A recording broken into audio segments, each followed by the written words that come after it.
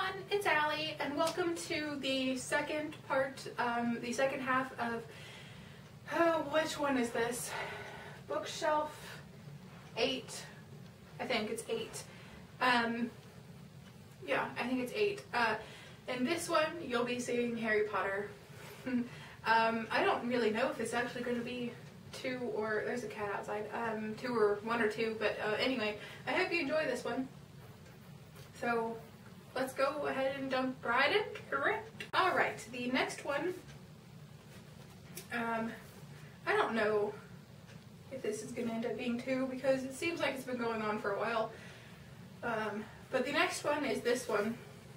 So if this is the second, because if it's going to be 2, this is going to be the first one of the second one. So if it is, then hello, welcome to the second part. This is Harry Potter and the Sorcerer's Stone, or Philosopher's Stone if you're in England. As it's supposed to be called, but then we changed it because, well, funny.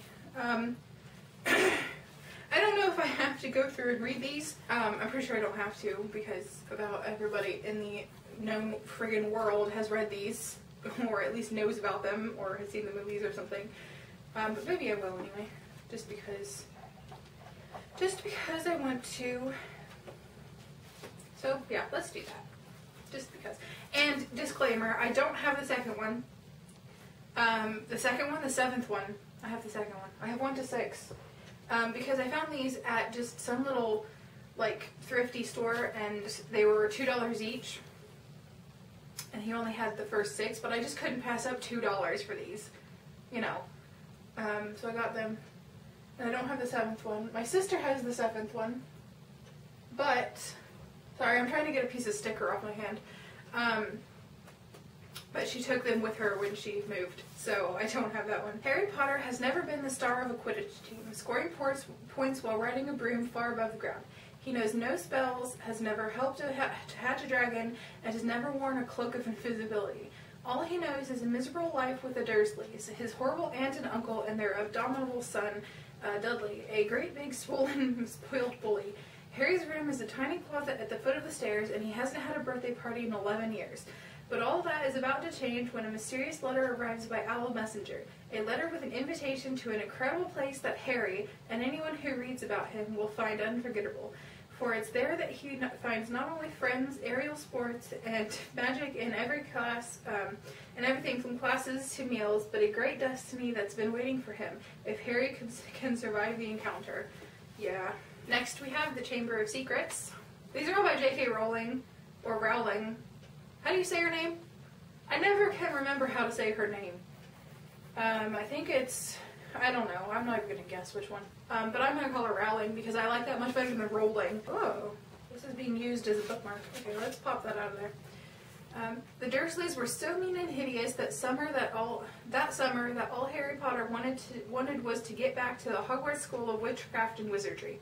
But just as he's packing his bags, Harry receives a warning from a strange, impish creature called Dobby, who says that if Harry Potter returns to Hogwarts, a disaster will strike. See, this is really difficult for me to read because it's all like, I don't know if you can see that, but it's all like swirly and colorful. And strike it does. For in Harry's second year at Hogwarts, fresh torments and horrors arise, including an outrageously stuck-up new professor, Gilderoy Lockhart, a spirit named Moaning Myrtle, who haunts the girls' bathroom, and the unwanted attentions of Ron Weasley's younger sister, Ginny. But each of these seem minor annoyances when the real trouble begins and someone, or something, starts turning Hogwarts students to stone. Could it be Draco Malfoy, a more poisonous rival than ever? Could it possibly be Hagrid, whose mysterious past is finally told? Or could it be the one everyone at Hogwarts most suspects, Harry Potter himself? Harry Potter and the Prisoner of Azkaban. On the back right here it says sequel to the #1 New York Times bestseller Harry Potter and the Chamber of Secrets. Just in case you didn't already know that it went after that one. For 12 long years, the dread fortress of Azkaban held an infamous prisoner named Sirius Black. Convicted of killing 13 people with a single curse, he was said to be the heir apparent to the Dark Lord Voldemort.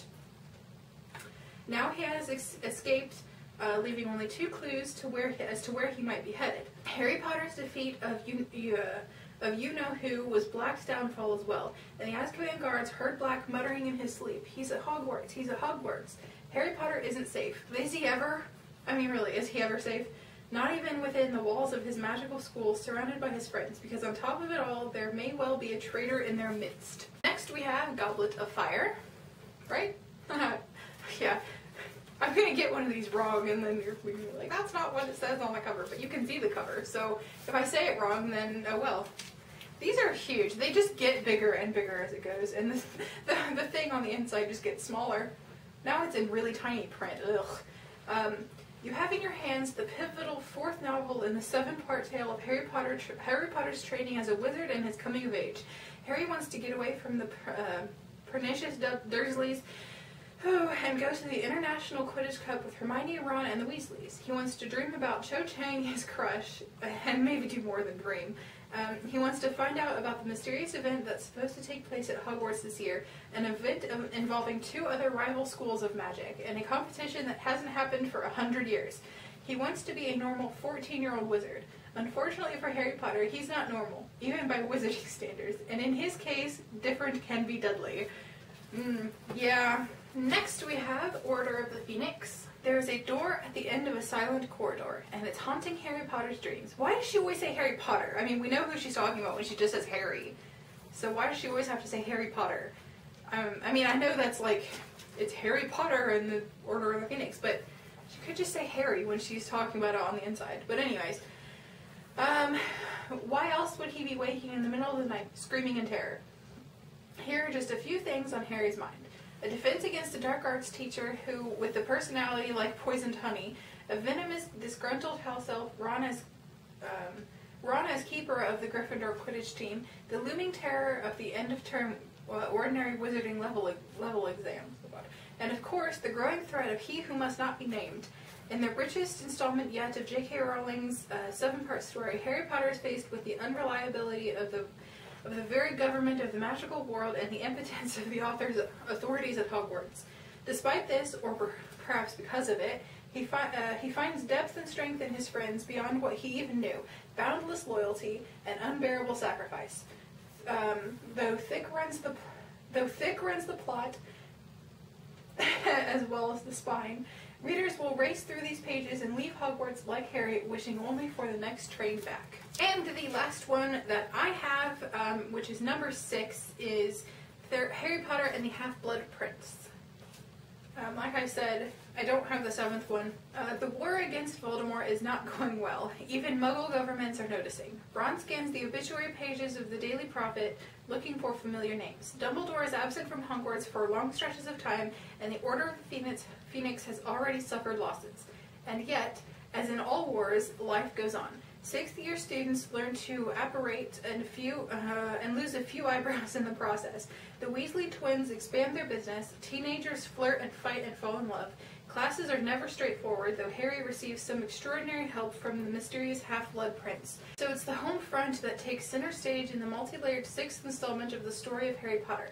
Here at Hogwarts, Harry will search for the full and complex story of the boy who became Lord Voldemort, and thereby find what may be his only vulnerability. I wish I had the 7th one, not just leaving you hanging like that. The next 2 and the last 2 that are on this shelf are these 2. This one is Little Women, I believe. Ha, yes. Little Women and Little Men by Louisa May Alcott. I did know there was a Little Men. But I'm pretty sure everyone knows about Little Women in some form or another. Here's one of the most delightful and popular children's books ever written, whose characters and situations are so skillfully drawn that even today, more than 50 years after the Marsh Girls lived in New England, girls and boys are fascinated by their joys and sorrows as they were when the book was originally published. The 4 girls, of course, need little introduction. They need to me because I don't know the girls.